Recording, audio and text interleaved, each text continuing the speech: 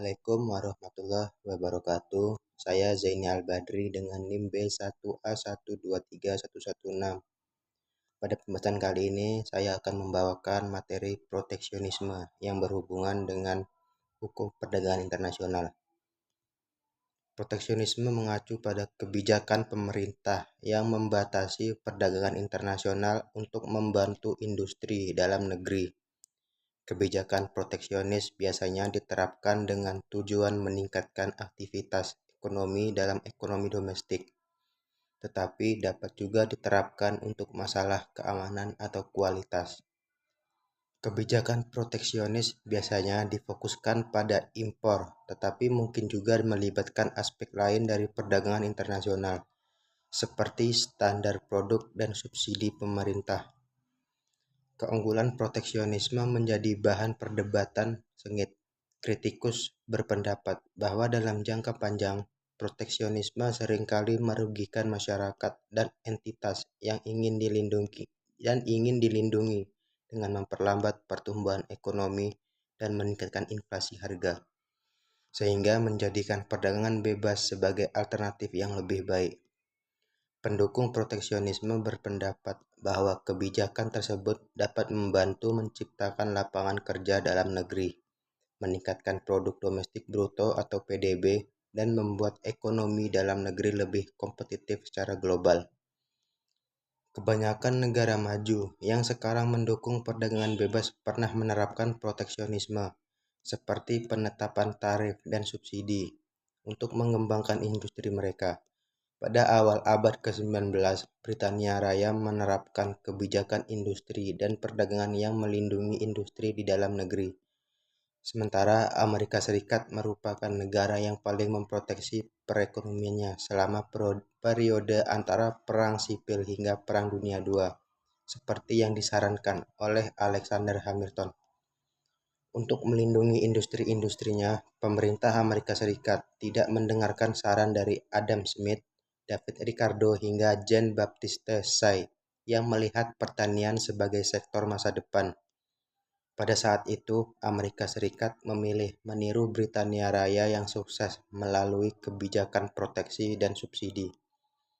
Sebagian besar negara kapitalis maju telah menerapkan proteksionisme untuk melindungi dan mempromosikan industrinya pada fase awal, seperti Jerman, Jepang, Korea Selatan, dan Swedia.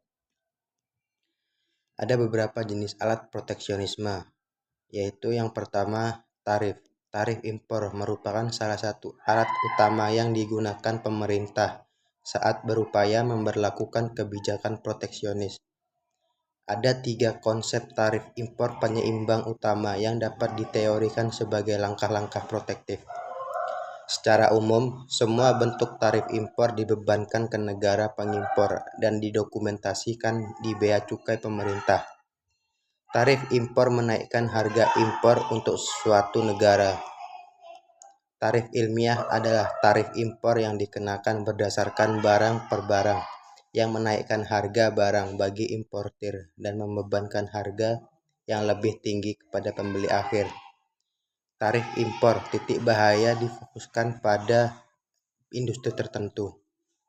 Tarif ini melibatkan perhitungan tingkat di mana penurunan atau kenaikan tarif akan menyebabkan kerugian signifikan bagi industri secara keseluruhan, yang berpotensi menyebabkan penutupan karena ketidakmampuan untuk bersaing.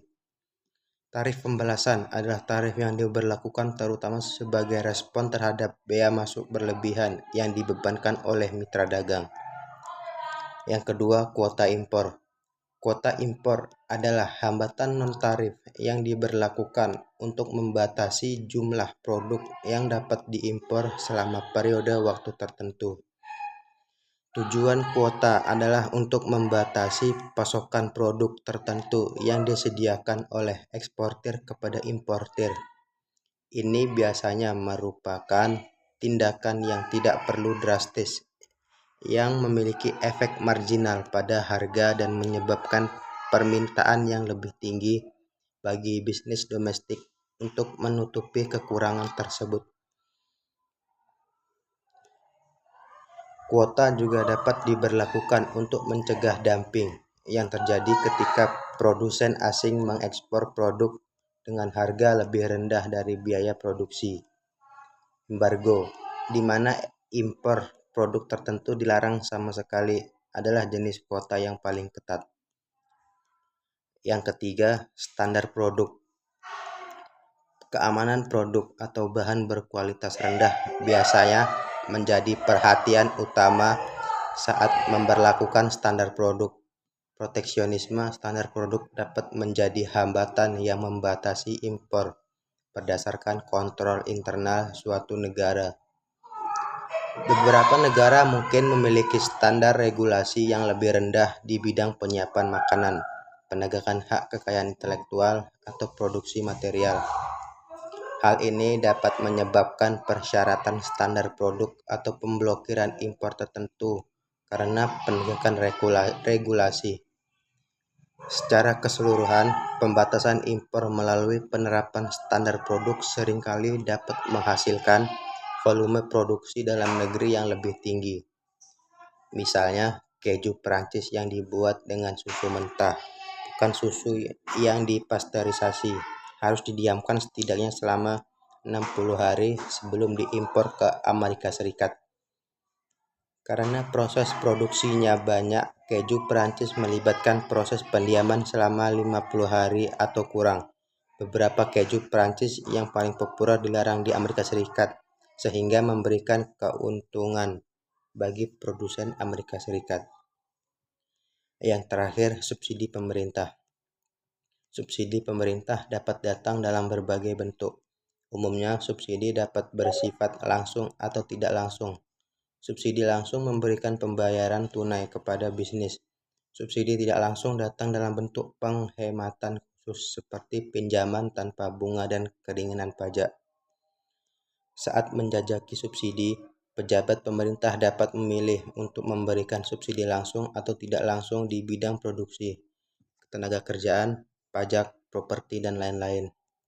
Ketika berupaya meningkatkan neraca perdagangan suatu negara mungkin juga memilih untuk menawarkan subsidi kepada bisnis untuk ekspor.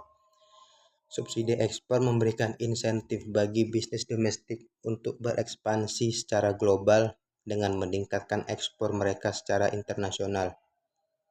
Intinya, dengan menerapkan kebijakan proteksionis seperti kuota dan tarif, pemerintah berupaya melindungi bisnis domestik dari persaingan asing. Meskipun hal ini dapat membantu bisnis domestik, hal ini dapat merugikan konsumen dalam bentuk harga yang lebih tinggi.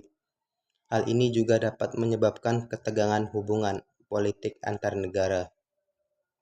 Sekian dari saya akhiri. Assalamualaikum warahmatullahi wabarakatuh.